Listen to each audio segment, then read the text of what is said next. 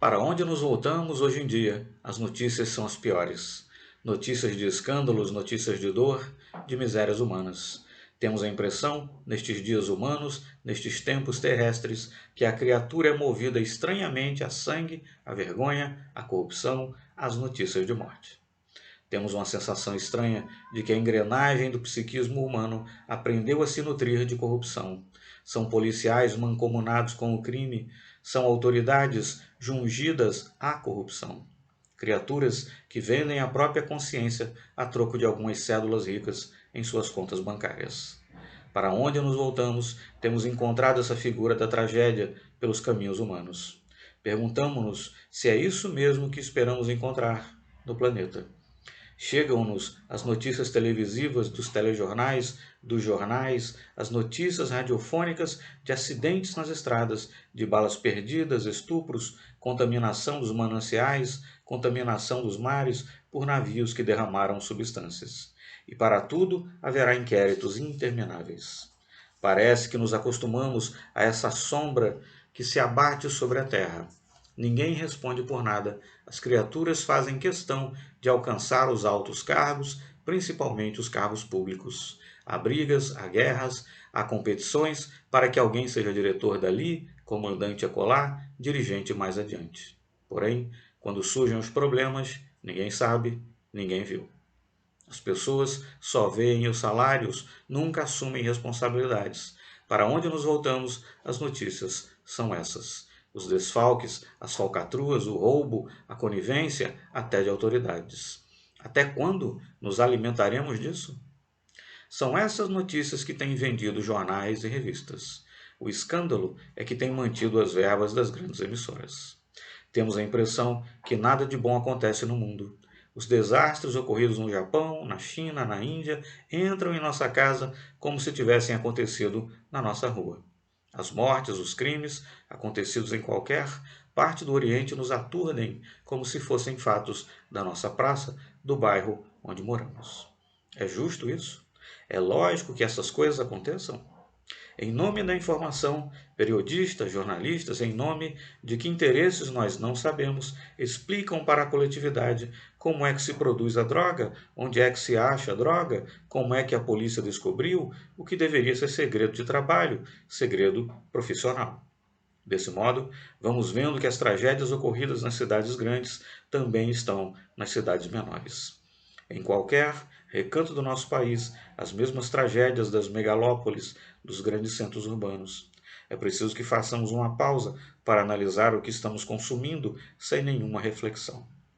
Passamos horas e horas consumindo o que está nas páginas de sangue dos jornais e absorvendo aquilo que vemos pelas cenas televisivas que nos são mostradas. Até quando pagaremos para sofrer? Para nos encharcar dessas notícias tão infaustas, tão desesperadoras, como se estivéssemos com medo do bem? Há que se mudar essa fase para que o mundo encontre a saída que espera.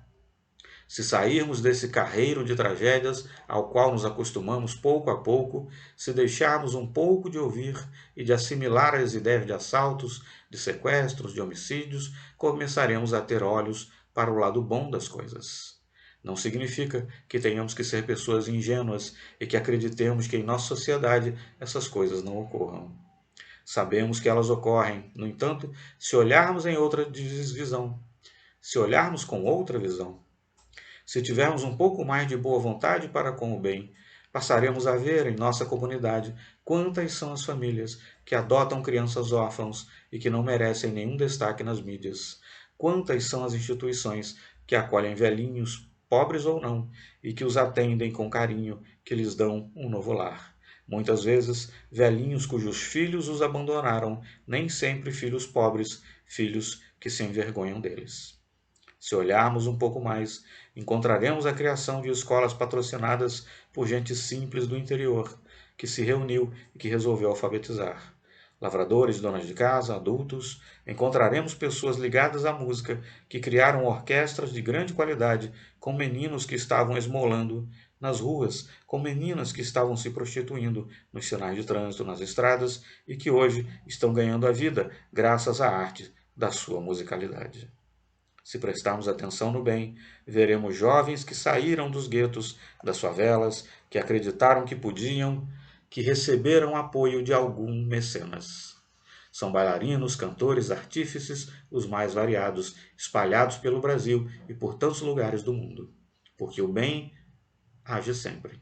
Se dermos oportunidade ao bem, ele funciona. Enquanto ouvimos falar dos jovens que se matam de overdose, jovens que se acabam nas festas rave, jovens deprimidos vestidos de negro e pálidos, esquecemos daqueles outros que trabalham de dia, que estudam à noite, que passam os finais de semana cuidando dos seus deveres comuns para que possam vencer.